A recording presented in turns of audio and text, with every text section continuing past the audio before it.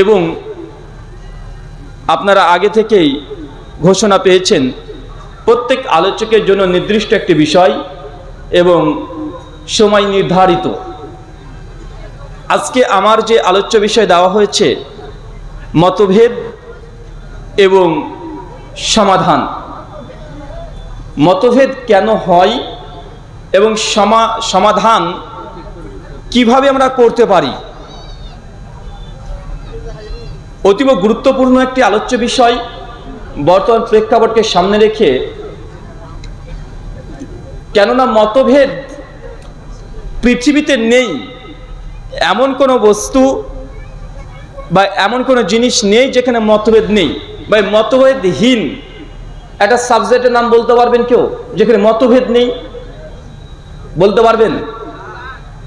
আমি এক জায়গায় আলোচনা করতে গিয়েছিলাম, তো আলোচনা পূর্বেই আমাকে সভাপতি সাহেব তিনি বলছেন যে রুহুল আমিন ভাই আলোচনা করবেন, এমন কিছু বলবেন না যার দ্বারা সমাজে সমস্যা আসে তথা মতভেদী কোনো বিষয় নিয়ে আলোচনা করবেন না।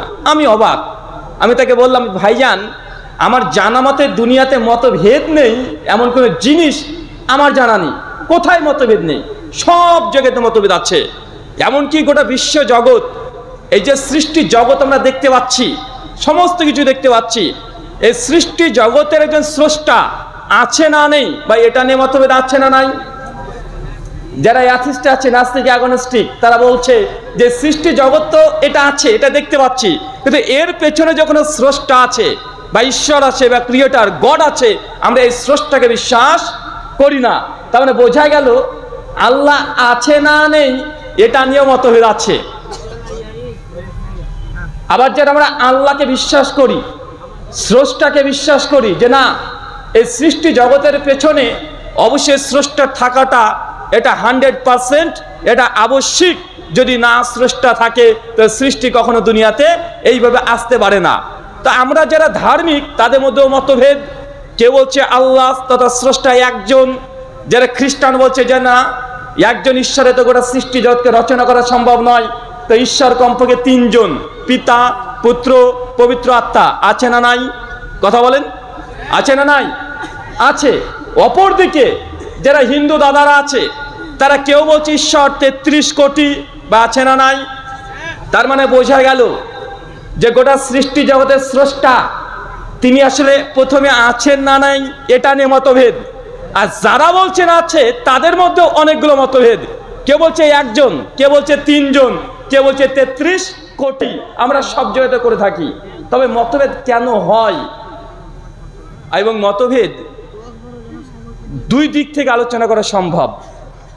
এক, ইসলামের সঙ্গে গোটা বিশ্ব জগতে যত ইসলাম আছে, যত মতদর্শ আছে, মতবাদ আছে, তাদের সঙ্গে ইসলামের যে মতভেদ এটা একটা বিষয়।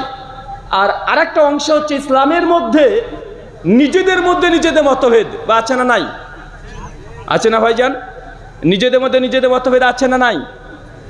আমরা নিজেদেরকে বলছি আহলুল হাদিস, আমরা মানহাজে সালাফকে ফলো করে অনুসরণ করি। কিছু মানুষ আছে যারা বলছেন আমি মাসলাকে হানাফ তথা হানাফি মাযহাব মানি। কেউ বলছে শাফিঈ, কেউ বলছে মালিকি, কেউ বলছে হাম্বলি। আর যারা হানাফি তাদের মধ্যে আবার অনেকগুলো ভাগ।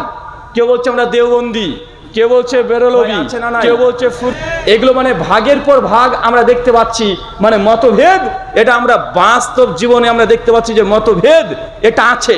কিন্তু এই মতভেদগুলো কেন হয়, কারণ কি? কয়েকটা কারণ নিয়ে আলোচনা করবো। জাস্ট কেন মতভেদ হয়। প্রথম যদি কোনো কারণ আমি দেখতে চাই যে মতভেদ সমস্ত কিছু হওয়ার মূল কারণ আমাদের বোধের বিপন্নতা। বোধ মানে একই জিনিস আমরা দুজন 2 রকমে বুঝতে পারছি। কথা বুঝতে পারছেন? কারা কারা কথা বুঝতে পারছেন একটু হাত তোলেন তো। কি জিজ্ঞাসা করলাম? হ্যাঁ বললাম কারা কারা বুঝতে পারছেন না তারা হাত তোলেন। দেখছেন কারা তুলেছে, সব ধরা পড়েছে। মানে এরা আসলেই হয় আমার কথা শুনছে না, অথবা আসলে এরা আমার কথা বুঝতে পারেনি। কথা বুঝতে পারছেন? আসলে মতভেদ হওয়ার মূল যে কারণ আমি যতটা ঘেটে ঘেটে দেখেছি, সেটা বোধের বিপন্নতা। একই জিনিস দুই রকম মানুষ দুই রকম বুঝছে, আর বোঝার পরে নিজে যেটা বুঝে নিয়েছে সেই বুঝটাকে শক্ত মজবুত করার চেষ্টা করছে, যতই তার বুঝটা ভুল হোক সে মানতে চায় না। একটা উদাহরণ দিয়ে আপনি বুঝতে পারবেন। পবিত্র কোরআন সূরা মাইদা সূরা নম্বর 5 আয়াত নম্বর 15 আল্লাহ সুবহানাহু ওয়া তাআলা বলছেন, কদ জাআকুম মিনাল্লাহি নূরুন ওয়া কিতাবুন মুবিন। আমি আল্লাহ তোমাদের কাছে একটা কিতাব পাঠিয়েছি, একটা কিতাব আর একটা নূর পাঠিয়েছি। কি পাঠিয়েছি? কথা বলেন, বা আমার সঙ্গে কথা বলতে হবে। কি পাঠিয়েছি? কথা বলেন। নূর পাঠিয়েছি।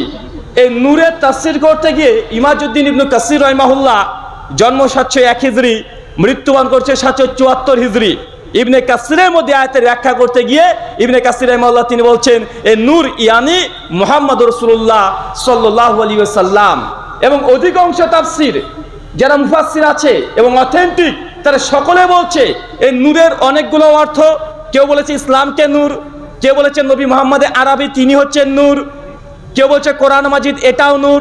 তো অধিকাংশ মানুষ এখান থেকে তথ্য নিতে গিয়ে সমাজে যারা বলে যে নবী আলাইহিস সালাম তিনি নূরের তৈরি, তারা এই দলিলটাকে দলিল বানিয়ে বলছে এই দেখো কোরআন মাজিদ বলছে নবী নূরের তৈরি, আর যে নবীকে নূরের তৈরি মানে না তার বউ তালাক। আছে না নাই? কথা বলেন। এবং তার দলিল পেশ করছে কোনটা? বলছে আরে কোরআনে আছে, আল্লাহ কোরআন মাজিদে নবীকে নূরের তৈরি বলেছে। এই বলে সূরা মাইদার 15 নম্বর আয়াতের দলিলটা টুক করে পেশ করে দেয়। অথচ এই আয়াতের মধ্যে আল্লাহ সুবহানাহু ওয়া তাআলা যেটা বলছে যে আমি তোমাদের মধ্যে একটা কিতাব পাঠিয়েছি, সমস্ত মুফাসসিররা একমত এই কিতাব বলতে আল কোরআন। আর দুই, যে নূর, এই নূর অর্থ আল্লাহ নবীকে বলা হয়েছে, এটাও অধিকাংশ মুফাসসিরগণ একমত। কিন্তু আমরা এক ঘাট অতিরিক্ত বুঝে নিলাম। কি বুঝলাম? যে কোরআন বলছে যে নবী নূর, অবশ্যই আমরা বিশ্বাস করি যে আমাদের নবী তিনি নূর ছিলেন, কিন্তু আমরা বুঝলাম কোনটা অতিরিক্ত। কোরআন বলছে নূর, আমরা বানিয়ে দিলাম নূরের তৈরি। কথা কি বুঝতে পারছেন? কোরআনে কি বলছে, নবীকে কি বলছে? নূর। কিন্তু আমরা এটা বানালাম কি নিজেদের তরফ থেকে? এই তৈরির শব্দটা আমরা ঢুকিয়েছি। এটা না কোরআনেও নেই, না কোনো মুফাসসির তার স্পষ্ট বলছে, না কোনো সহি কোনো রিওয়ায়াতে বা সেই কোনো সনদে এই মর্মে কোনো বর্ণনা আসে নাই। কিন্তু আমরা যেহেতু সমাজে আগে থেকে ধারণা করে নিয়েছি নবী নূরের তৈরি, এখন আমরা দলিল খুঁজে বেড়াচ্ছি যে নবী আলাইহিস সালামকে কিভাবে নূরের তৈরি প্রমাণ করা যায়। এই জন্য একটা অর্থ পেয়েছে নূর, ওটা বানিয়ে দিলাম নূরের তৈরি।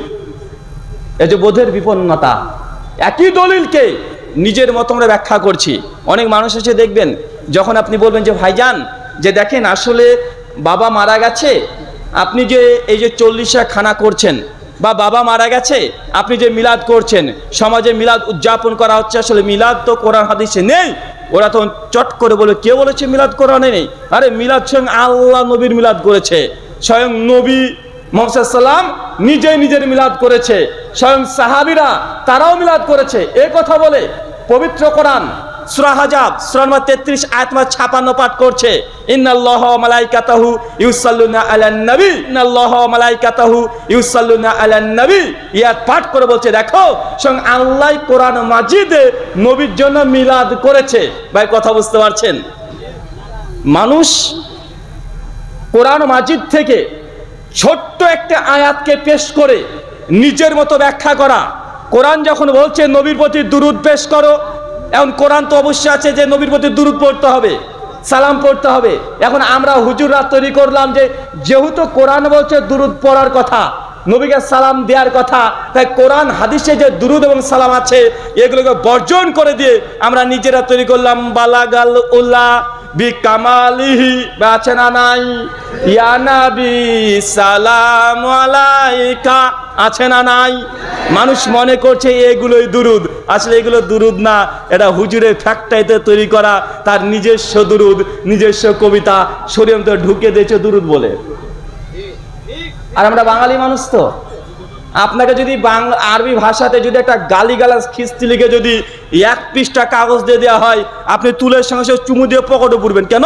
মানে আরবি মানেই কোরআন মনে করি আমরা বাঙালি। বাচ্চারা না কথা বলেন, মানে বাঙালি তো এটাই। যখন বলছে বাপ রে বাপ এই যে বালাগাল উলাবি কামালি কি যে কি বললো হুজুরের মুখ থেকে বের হয়েছে, নিঃসন্দেহে কোরআন থেকে আয়াতই পড়ছে। যখন বলছে ইয়া নবী সালাম আলাইকা, বলছে আরে সর্বনাশ, নবীকে সালাম টালাম দিচ্ছে, এতটুকু বুঝতে পারছি, মানে এটা হচ্ছে আশিকে রাসূলের মানদণ্ড বা আছে না নাই? তার মানে বোঝা গেল আমাদের মধ্যে মতের ভিন্নতা কেন হয়ে যায়, যে কোরআনের নিজের একটা ছোট্ট আয়াতকে নিজের মতো ব্যাখ্যা করা, অথচ আল্লাহর নবী প্রত্যেকটা আয়াতকে কোরআনের মধ্যে ব্যাখ্যা করে গেছে। আমরা নবীদের ব্যাখ্যা না নিয়ে, সাহাবীদের ব্যাখ্যা না নিয়ে নিজেদের মতো যখন ব্যাখ্যা করতে চলেছি, তখন আমাদের মধ্যে মতভেদ সবচেয়ে বেশি হচ্ছে। এর হচ্ছে মতভেদ হওয়ার প্রথম কারণ।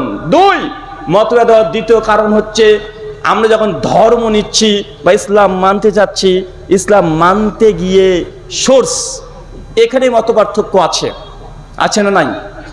এটাকে আমরা বলি উৎসগত ভিন্নতা। কিছু কিছু মানুষ হচ্ছে দেখবেন, ওরা দাবি করছে ইসলাম মানার জন্য শুধু কোরআন যথেষ্ট, হাদিসও মানার দরকার নেই। আছে না নাই? আরো জোরে বলেন। ওরা বলছে ইসলামকে মানার জন্য শুধু আল্লাহর কোরআন যথেষ্ট আছে, আমাদের হাদিস মানার দরকার নেই। এবং এই সংখ্যা আমাদের পশ্চিম বাংলা সহ অধিকাংশ ক্ষেত্রে দেখছি এই ফিতনাটা অধিক ক্ষেত্রে বেড়ে চলেছে, যে শুধু কোরআনই মানবো, আমাদের হাদিস মানার দরকার নেই। আমি তাদেরকে বলেছিলাম, ভাইজান যদি বলেন যে কোরআন শুধু মানবো, আমাদের কোনো হাদিস মানার দরকার নেই, এক্ষেত্রে এক কাজ করবেন, বাড়িতে থেকে দাওয়াত দিবেন, দাওয়াত দিয়ে কুকুরের মাংস রান্না করে খাইয়ে দিবেন, দিয়ে বলবেন যে ভাই কুকুরের মাংস খা, কোনো সমস্যা নেই। সূরা মাইদার 1 নম্বর আয়াতে আল্লাহ চতুষ্পদ জন্তু জানোয়ারকে হালাল করেছে, কুকুরের মাংস হারাম, অন্তত কোরআন মাজিদে নাই। কথা বুঝতে পারছেন না ভাইজান? ও যদি মারা যায়, ও বেচারা যদি মারা যায়, যারা বলছে কোরআন মানি হাদিস মানবো না, হাদিস হচ্ছে ইমাম বুখারীর ষড়যন্ত্র, ইহুদি খ্রিস্টানদের ষড়যন্ত্র। অনেক আলোচক এখন ইউটিউবের মাধ্যমে আপনি ঘরের মধ্যে বসে যে হকপন্থী আলেমদের আলোচনা শুনতে পাচ্ছেন, বাতিলগুলো আপনার ঘরের মধ্যে ঢুকে পড়ছে, বা ঢুকছে কি ঢুকছে না, কারণ কোনো বর্ডার নেই। যখন আপনি সোশ্যাল মিডিয়ার জগতে চলে যাচ্ছেন, না এটা বাংলাদেশ, না এটা পাকিস্তান, না এটা আমেরিকা, না এটা ভারতবর্ষ, না এটা ইংল্যান্ড, মানে আপনার ঘরের মধ্যে পুরো বিশ্ব জগৎকে আপনার সামনে পেশ করা হচ্ছে। মানুষ আগে যেমন বিভ্রান্ত হওয়ার জন্য সমস্যা বা সুযোগ কম ছিল, এখন যেমন হেদায়েতের রাস্তাও অনেক, গোমরা হওয়ার রাস্তাও অনেকগুলো হয়ে গেছে, কি যায় নাই? গিয়েছে। যারা বলছে যে আমরা শুধু কোরআন মানবো, হাদিস মানার দরকার নেই, তারা যদি মারা যায়, এমন কোনো মানুষ যদি থাকে, ও যদি মারা যায়, যেখানে মারা গেছে বেচারাকে ওইখানে রেখে দিবেন, কারণ মরার পরে কি করতে হবে কোরআনে নাই। কথা বুঝতে পারলেন না ভাই? না মাটি দেওয়ার কথা আছে, না জ্বালিয়ে দেওয়ার কথা আছে, না ওকে ছাদের উপরে তুলে রেখে দিবে, এই কথাই নাই। মানে যা মারা গেছে যেখানে, তুই ওখানে থেকে যা, মানে ওকে টাচ করা যাবে না। মরার পরে কি করতে হবে কোরআন মাজিদে কিছু নেই। একদম গোটা জানাজা থেকে শুরু করে মৃত্যুর পর বড় একটা অংশ কোরআনে কোনো আকার ইঙ্গিত পাওয়া যায় না। সূরা মাইদার 28-29 নম্বর আয়াতে শুধুমাত্র হাবিল আর কাবিল দুই ভাই যখন একে অপরকে হত্যা করেছে, একটা কাকের ঘটনা আছে, অতটুক ছাড়া আর কিছুই পাওয়া যায় না। আর সূরা তাওবার 13 নম্বর আয়াতে এতটুক পাওয়া যায়, যারা মুশরিক তাদের তুমি জানাজা পড়ো না। জানাজা কি মানে দোয়া, এখন দোয়া করা যাবে না, এতটুকু বুঝলাম। কিন্তু মরার পর ওই ব্যক্তির সঙ্গে কি আচরণ করতে হবে কোরআন মাজিদ আর এর চাইতে মানে কোনো আকার ইঙ্গিতে কোনো কিছুই নেই। যা আছে সব হাদিসে। হাদিস যদি না মানিস, তুই মরবি, ওখানে পড়ে থাক। এর হচ্ছে উৎসগত ভিন্নতা। বাংলাদেশের একজন আহলে কোরআন, আর এই ফিতনাগুলো সব পশ্চিম বাংলাতে ঢুকছে বাংলাদেশ থেকে। বাংলাদেশের মানুষ যদি ইন্ডিয়াতে আসে পাসপোর্ট ভিসা লাগে, আমরা যখন যাই তখনও পাসপোর্ট ভিসা লাগে, কিন্তু বক্তার বক্তৃতা শোনার জন্য পাসপোর্ট ভিসা লাগে না। লাগে নাকি কথা বলেন? লাগে না কেন? এই দেখেন সব বসে আছে, দেখেন সবগুলো আছে, কথা বলছে আমরা এখানে, আমাদের দাওয়াত তাদের কাছে পৌঁছাচ্ছে, তাদের দাওয়াত আমাদের কাছে পৌঁছাচ্ছে। তো উনি একদিন আলোচনা করতে গিয়ে বলছেন, দেখেন আমরা যে বলি যে হাদিস সহিহ বুখারীতে থাকলেই মারা যায় না, তার জ্বলন্ত দলিল কি? উনি তখন একটা দলিল পেশ করে বলছে, এই দেখেন সহিহ বুখারীর 243 নম্বর হাদিসে আছে কিতাবুত তাহারাতে, যে নবী মূসা আলাইহিস সালাম একজন অনেক বড় নবী, উনি গোসল করবেন। এই গোসল করার জন্য বাথরুমে ঢুকেছেন, তার পোশাকটা বাথরুমের বাইরে রেখে গেছেন, রেখে যাওয়ার পর তিনি গোসল করছেন। হঠাৎ করে ওই পাথরের ওপরে যে জামা কাপড়টা রেখেছিলেন ওই পাথরটা নিয়ে ছুটতে শুরু করেছে। মূসা আলাইহিস সালাম এসে দেখছে যে কোনো পোশাক তো নেই, পাথর নিয়ে দৌড়ছে। মূসা আলাইহিস সালাম লাঠি নিয়ে তার পেছনে পেছনে ছুটতে শুরু করেছে, পাথরকে ধরে ঠেঙিয়ে চাচ্ছাটাকে দিয়ে পোশাকটাকে তুলে নিয়েছে। এখন ওই হাদিস অস্বীকারী মুনকারী হাদিস তারা বলছে দেখো এই ঘটনা সহিহ বুখারীতে আছে। এখন এই হাদিসটাকে কি বলে আপনি সহিহ বলবেন? বুখারীতে আছে কিন্তু এটাকে যুক্তিতে ধরে, যেটা পাথর সে এইভাবে পোশাক নিয়ে দৌড়ছে, আর হাদিসে নবী মূসা আলাইহিস সালামকে অপমান করা হয়েছে, ন্যাংটা করে ছেড়ে দিয়েছে হাদিসে। ওদের দাবি, কথা বুঝতে পারছেন? বলছে হাদিস মানলে নবী মূসা এত বড় একজন নবী, অথচ হাদিস যদি আমরা বিশ্বাস করি এটা সহিহ হাদিস, তো নবী মূসাকে এই হাদিসের লাঙ্গা করে ছেড়ে দিয়েছে, তার জন্য হাদিস মানা যাবে না। এটা কি তাদের কথা বলেন? এটা যুক্তি।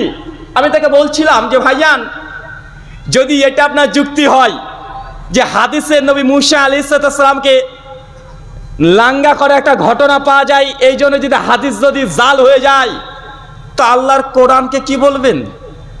আল্লাহ সুবহানাহু ওয়া তাআলা কোরআনে দুজনকে লাঙ্গা করে দিয়েছে, হাদিসে তো ছবি নবী মূসাকে, আর কোরআনের মধ্যে স্বয়ং একজন নারীকেও উলঙ্গ করার ঘটনা পাওয়া যায়। তার নাম কি বলেন? কার নাম কি বলে? কি এটা হচ্ছে আদম আলাইহিস সালাম, আর একজন নাম কি হাওয়া আলাইহিস সালাম। সূরা বাকারা খুলে দেখেন 28 থেকে 40 নম্বর আয়াত, সূরা সাদ 70 থেকে 75 নম্বর আয়াত, সূরা তাহা 110 থেকে 120 নম্বর আয়াত, সূরা বনী ইসরাইল 170 থেকে 95 নম্বর আয়াত। নবী আদম আলাইহিস সালামের ঘটনা বর্ণনা আছে, যখন তারা আল্লাহ সুবহানাহু ওয়া তাআলা অবাধ্য হলেন, সঙ্গে সঙ্গে জান্নাতি পোশাক সব খুলে গেল, তারা উলঙ্গ হয়ে গেল, তাদের নিজেদের যৌনাঙ্গ নিজেরা হাত দিয়ে ঢাকার চেষ্টা করছে। এখন বলেন তো কোরআন মাজিদে তো আল্লাহ দুজনকে লাঙ্গা করে দিয়েছে, উলঙ্গ করে দিয়েছে। এখন এই জন্য কি আল্লাহ কোরআনকে অস্বীকার করবে? কথা বলেন। যখন ওনাকে এই কথা বলছি উনি তখন আর কোনো কথা বলে না, এই কথা বলা পরে চট করে আরেক জায়গায় লাফ মেরে চলে যায়, গিয়ে বলছে দেখেন কোরআন মাজিদ বলছে সূরা আহজাব আয়াত নাম্বার 21, লাকাদ কানা লাকুম ফি রাসূলিল্লাহি উসওয়াতুন হাসানা, নিঃসন্দেহে নবী আলাইহিস সালামের মধ্যে মুমিনদের জন্য উত্তম আদর্শ আছে। এখন আমাদেরকে বলছে বলেন আপনারা আল্লাহর নবীকে উত্তম আদর্শ মানেন, উত্তম ব্যক্তি মনে করেন, উত্তম আইডল মনে করেন? বলছে আমরা আহলে হাদিসরা কোরআন মাজিদের সবচেয়ে মূল অস্ত্র যেটা ব্যবহার করি মানুষকে দাওয়াত দেওয়ার জন্য, সেটা হচ্ছে সূরা এই আহজাবের 21 নম্বর আয়াত। এটা আমরা সবচেয়ে বেশি ব্যবহার করি, এটা মাস্টার কি আমরা মনে করি। আর তারা বলছে আমরা এই আয়াতে বিশ্বাস করি। আমি যখন বলছি জি আমরা তো করি, উনি তখন বলছেন যদি কোরআনে আল্লাহ বলেই দেয় নবীর মধ্যে উত্তম আদর্শ আছে, আইডল, তো একজন ব্যক্তি আইডল ব্যক্তি 9 বছরের মেয়েকে কিভাবে বিবাহ করে? কথা কি বুঝতে পারছেন? ঘুম আসছে কি আপনাদের? উনার যুক্তি কিন্তু ভালো। আর যারা এই খপ্পরে পড়েছে সাধারণ মানুষ নয়, যারা মোটামুটি শিক্ষিত উচ্চ স্তরে, তারা যুক্তি দিয়ে হাদিসকে গ্রহণ করতে যাচ্ছে, নিজেদের বিবেক দিয়ে, আক্কেল দিয়ে, তাদের চিন্তা চেতনা দিয়ে হাদিসকে গ্রহণ করতে যাচ্ছে এবং বলছে দেখেন কোরআন মাজিদ বলছে নবীর মধ্যে উত্তম আদর্শ আছে। তাই একজন উত্তম আদর্শবান ব্যক্তি কিভাবে 50 বছর বয়সে একজন 9 বছরের মেয়েকে বিয়ে করতে পারে? এটা কোন আদর্শের কাজ? এটা তার দাবি। ভাই তার দাবিটা অনেকটা মনে হচ্ছে না আসলে ঠিকই বলছে, তো মনে হচ্ছে কি হচ্ছে না? বিশ্বাস আলাদা জায়গা, কিন্তু তারা যখন মানুষকে কনভিন্স করার যে তথ্যগুলো দিচ্ছে এই দাবিটা করছে। আমি তখন বললাম যে ভাইজান এটা যদি আপনার হাদিস অস্বীকার করার জায়গা হয় যে একজন ব্যক্তি 9 বছরের মেয়েকে বিয়ে করেছে এই জন্য সে আর আদর্শবান ব্যক্তি হতে পারে না, আর উনার দাবি কোরআন বলছে নবী আছে উত্তম আদর্শ, আর হাদিস বলছে আল্লাহ নবী নাকি 9 বছরের মেয়েকে বিয়ে করেছে, তাই বুখারীতে থাকলেও এই হাদিসকে মানা যাবে না, হাদিস জাল। কথা কি বুঝতে পারছেন? এই হাদিসকে তারা মানবে না কেন? হাদিসটাকে জাল বলছে। আমি তাকে একই কথা বললাম যে ভাইজান যদি হাদিসে 9 বছর আমাদের আয়েশার কথা থাকার কারণে হাদিসকে যে জাল বলে দেন, যদিও বুখারীতে আছে, তো আল্লাহর কোরআনকে কি বলবেন? কোরআন মাজিদে একজন নারীর ঘটনা বর্ণনা আছে এবং তার নামে একটা সূরাও আছে। তার যখন বিয়ে তো দূরের কথা,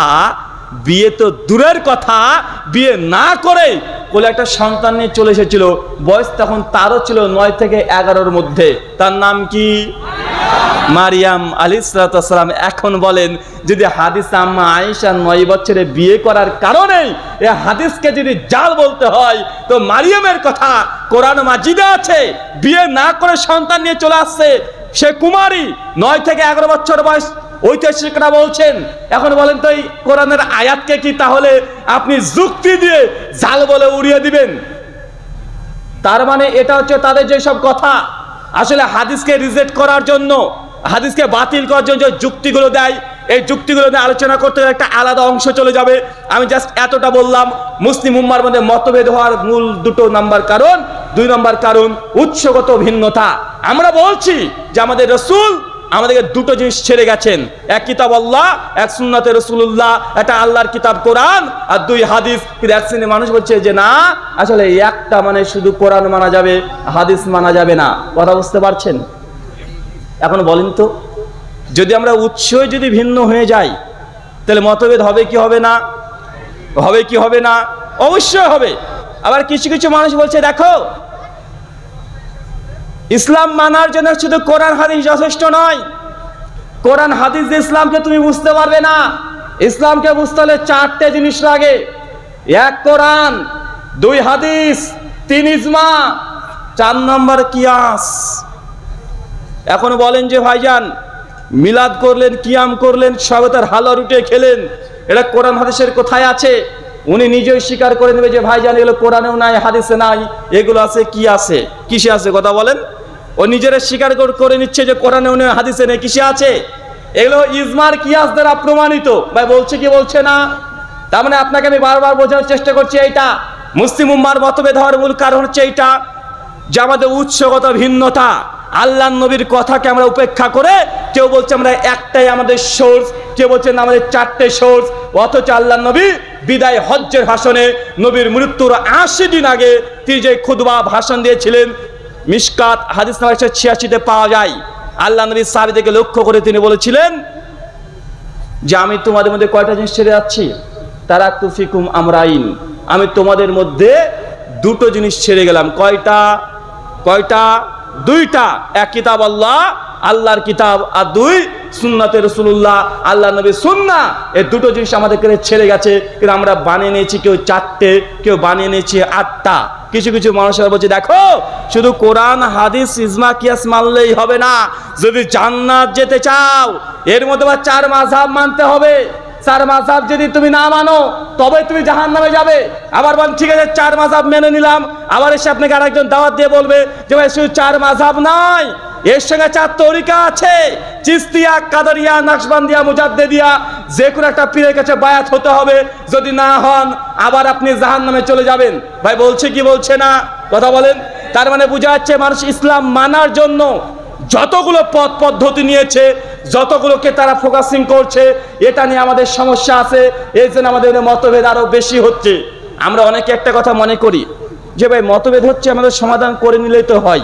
ভাই আমরা বলি না যে এতগুলো মতভেদ হচ্ছে, আমরা একে অপরের সঙ্গে সমাধান করে নিলেই তো হয়। ভাই আমরা যখন সমাধান করতে যাই বা আমরা সমাধানের কথা বলি, তখন সমাধান কিভাবে করব আমরা এখানে সবাই একমত হতে পারি না। সবাই আমরা এখানে একমত হতে পারি না। আর মতভেদের মূল কারণ আমরা একটা কথাই বলি যে আল্লাহ সুবহানাহু ওয়া তাআলা যে কোরআন মাজিদ আমাদেরকে দিয়েছেন আর নবী যে হাদিস আমাদেরকে দিয়েছেন, এই 2টো বাদ দিয়ে আপনি কোনো সমাধান করতে পারবেন না। আর মুসলিম উম্মাহ যখনই মতভেদ করবে তখনই মতভেদের কারণে আল্লাহর পক্ষ থেকে আযাব আসবে, আল্লাহ সুবহানাহু ওয়া তাআলার পক্ষ থেকে গজব নেমে আসবে, মুসলিম উম্মাহ ভেঙে খান খান হয়ে যাবে। এর একাধিক প্রমাণ আছে। চলেন একটা আপনাকে হাদিস শোনাই। সহিহ বুখারী কিতাবুজ জিহাদ হাদিস নাম্বার 3750। উহুদের যুদ্ধ। কোন যুদ্ধ? কথা বলেন। উহুদের যুদ্ধের কথা ভালোভাবে শুনে রাখবেন। উহুদের যুদ্ধে আগে নবী আলাইহিস সালাম তিনি স্বপ্নে দেখেছিলেন, যার ফলশ্রুতিতে তিনি বুঝতে পেরেছিলেন এই যুদ্ধে মুসলমানদের ক্ষতি হওয়ার আশঙ্কা আছে। আল্লাহ নবী আলাইহিস সালামের সঙ্গে সঙ্গে সাহাবীদেরকে নিয়ে তিনি উহুদের প্রান্তে চলে যান।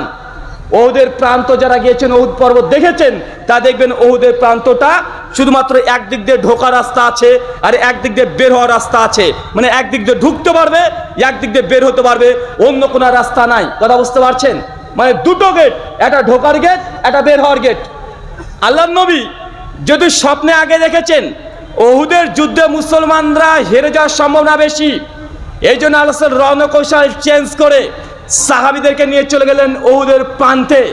সাহাবীদেরকে নিয়ে মিটিং করলেন।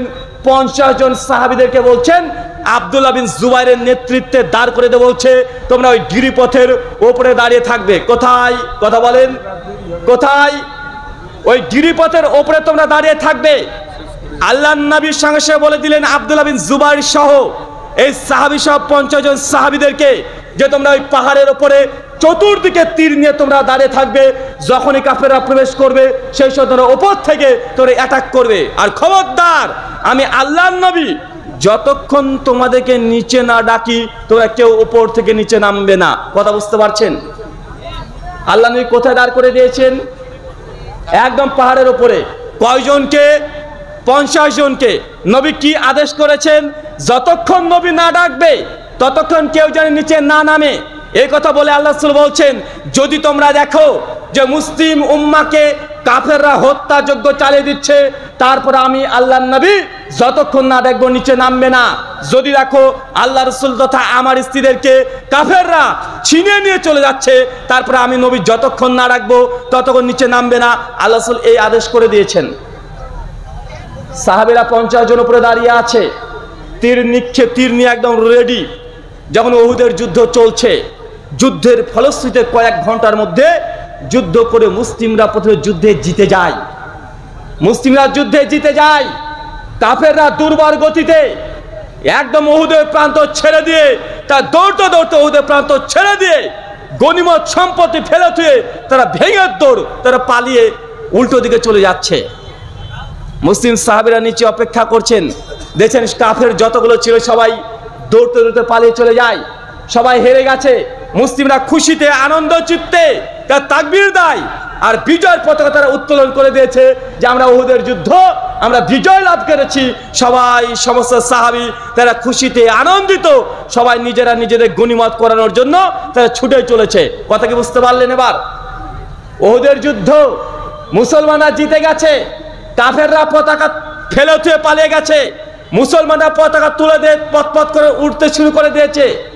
এমতো পরিস্থিতিতে আল্লাহর নবী যে 50 জন সাহাবীকে বলেছিলেন যে তোমরা ওপরে থাকবে, আমি যতক্ষণ আদেশ না করছি ততক্ষণ তোমরা নিচে নামবে না, এই যে আদেশ, কাফেররা উহুদের প্রান্ত ছেড়ে পালিয়ে গেছে, মাঠ ত্যাগ করে চলে গেছে। অনেক দূরে গিয়ে কাফেররা পাহাড়ের দিকে এবার তাকিয়ে দেখছে। অনেকজন সাহাবীরা ওখানে দাঁড়িয়ে আছে, 50 জন, আর ওখানে সাহাবীরা আলাপ করছে। অধিকাংশ সাহাবী তখন বলছেন যে দেখো কাফেররা মাঠ ত্যাগ করে পালিয়ে গেছে, তারা হেরে গেছে। মুসলিমরা তারা গনিমত তারা লুণ্ঠন করতে শুরু করে দিয়েছে, নিতে শুরু করে দিয়েছে। চলো আমরা নিচে যাই আর গনিমতের সম্পত্তিগুলো আমরা নিয়ে নিই। যখনই সাহাবীরা এই কথা বলেছে, আব্দুল্লাহ বিন জুবাইর বলছে খবরদার, নবী যতক্ষণ না আমাদেরকে নিচে যেতে না বলে ততক্ষণ কেউ নিচে যাবে না। আর অধিকাংশ সাহাবী তখন বলছেন আরে আমরা তো জিতে গেছি, কাফেররা পালিয়ে গেছে, বাকি সাহাবীরা গনিমত কুড়াচ্ছে, আমরা কেন যাব না? জিতে তো গেছি, কাফেররা তো ফিল্ডে আর নেই, এই বলছে। আর সাহাবীরা নিচে নামতে শুরু করে দিয়েছে। অধিকাংশ সাহাবীরা নিচে নামতে শুরু করেছে, নেমে পড়েছে। কাফেররা দূর থেকে দেখছে যে আস্তে আস্তে এই গিরিপথটা ফাঁকা হয়ে গেছে। মাত্র কয়েকজন সাহাবী দাঁড়িয়ে আছে, আব্দুল্লাহ বিন জুবাইর সহ। এবং কাফেরদের পরিকল্পনা যে দেখো মুসলিমদের ওই পর্বতের উপরে তার দূর থেকে যে তীর নিক্ষেপ করে আমাদেরকে শেষ করে দিয়েছে, তার উপরে ফাঁকা হয়ে গেছে। আর নিঃসন্দেহে মুসলমানরা এখন নিচে গনিমতের মাল কুড়াতে ব্যস্ত, আর ওপরে কেউ নাই। আমরা এই গেট দিয়ে পালিয়ে এসেছি, চলো আমরা আবার উল্টো দিক থেকে মুসলিমদের উপরে আক্রমণ করব। নিঃসন্দেহে মুসলিমরা আমাদের সঙ্গে আর পারবে না। কথা কি বুঝতে পারলেন? কাফেরদের চক্রান্ত প্ল্যান তারা পরিবর্তন করে ফেলেছে। কেন? কারণ দেখছে উপরে 50 জন সাহাবী আর কেউ নেই, মাত্র 2-4 জন দাঁড়িয়ে আছে। এই জন্য কাফেররা উল্টো হয়ে আবার পাহাড়ের উল্টো দিক দিকে এসে তারা মুসলিম জাতির উপরে এমনভাবে আক্রমণ করেছিল, ওই যুদ্ধেই আমিরে হামজা রাদিয়াল্লাহু তাআলা আনহুর মতো সাহাবী শহীদ হয়ে যায়। ওই যুদ্ধে ৭১ জন সাহাবী আবারও শহীদ হয়ে গেছে। ওই যুদ্ধেই আল্লাহর নবীর দাঁত মুবারক শহীদ হয়ে গেছে।